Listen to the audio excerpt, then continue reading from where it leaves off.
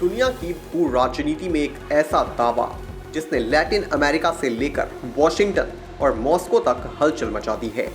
अमेरिकी राष्ट्रपति Donald Trump का दावा है कि वेनेजुएला के राष्ट्रपति निकोलस मादुरो और उनकी पत्नी अब अमेरिका के कब्जे में है।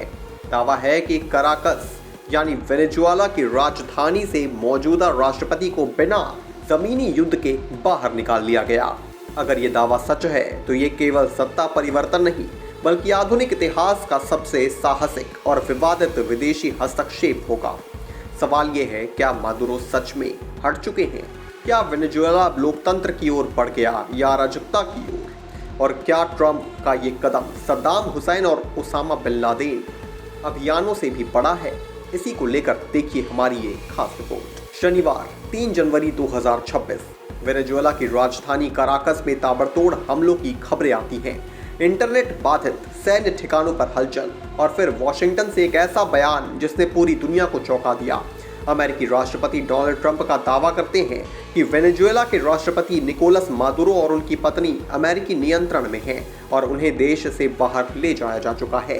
हालांकि अमेरिका की ओर से अब तक किसी आधारिक सैन्य अभियान की विस्तृत पुष्टि नहीं की गई है, लेकिन ट्रंप का ये बयान अपने आप में वैश्विक राजनीति का भूचाल बन गया।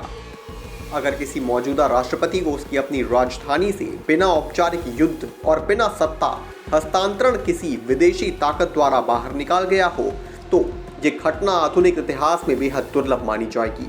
डोनाल्ड ट्रंप के दावे के अनुसार निकोलस मादुरो अब सत्ता में नहीं है, उनकी पत्नी भी कथित रूप से अमेरिका के कब्जे में है।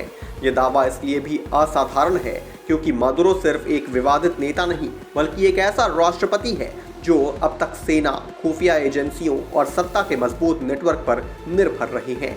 वेनेजुएला के उपराष्ट्रपति ने तुरंत प्रतिक्रिया देते हुए अमेरिका से मांग की है कि अगर मादुरो जीवित हैं तो उनके जीवित होने का सबूत पेश किया जाए।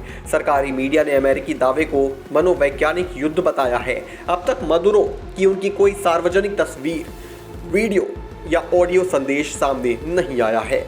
यही चुप्पी अंतर्राष्ट्रीय संदेह को और गहरा कर रही है। वरिष्ठ सुरक्षा विश्लेषकों का कहना है कि ट्रंप का ये दावा सीधे सीधे 2 ऐतिहासिक अभियानों की याद दिलाता है। पहला, 2003 में इराक के तानाशाह सद्दाम हुसैन की गिरफ्तारी। दूसरा, 2011 में पाकिस्तान के एबटाबाद में ओसामा बिन लादेन के खिलाफ ऑपरेशन। हालांकि दोनों मामलों में व्यापक सैन्य अभियान हुए थे, जमीनी हमले हुए थे और युद्ध जैसी स्थिति बनी थी। वेनेजुएला के मामले में अगर दावा सही है तो ये और भी बड़ा ऑपरेशन माना जाएगा क्योंकि ये बिना औपचारिक युद्ध और बिना राजधानी पर कब्जे के बताया जा रहा है। विश्लेषकों के अनुसार इस पूरे घटनाक्रम का सबसे करीबी ऐतिहासिक उदाहरण है 1989 में पनामा।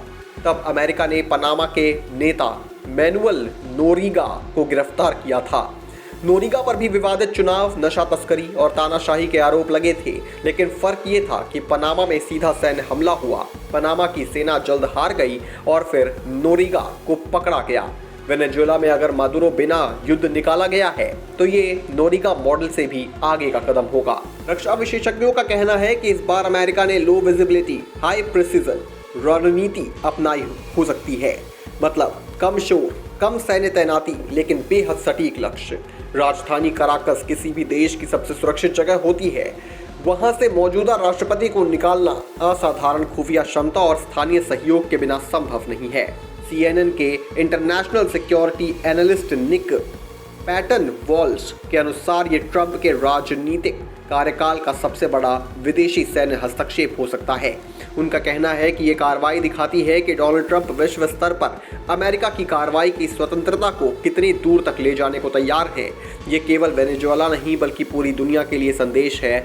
सबसे बड़ा सवाल यही है, अगर मादुरो वाकई सत्ता से हट चुके हैं तो आगे क्या?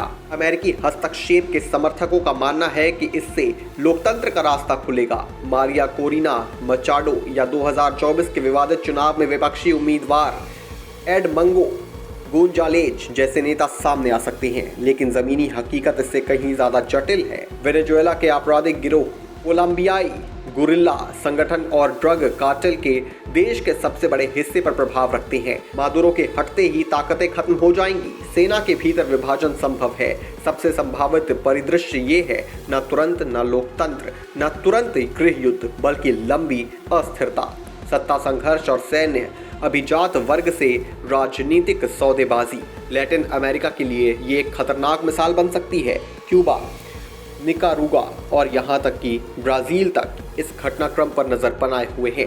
रूस और चीन की प्रतिक्रिया अभी आनी बाकी है, लेकिन दोनों के लिए ये अमेरिका की खुली दखलंदाजी मानी जाएगी।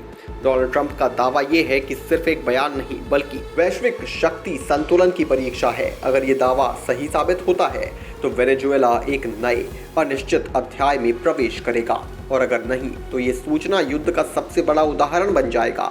फिलहाल दुनिया की नजरें कराकस पर टिकी हैं, क्योंकि यहाँ सिर्फ एक राष्ट्रपति का भविष्य नहीं बल्कि पूरे क्षेत्र की दिशा तय हो सकती है।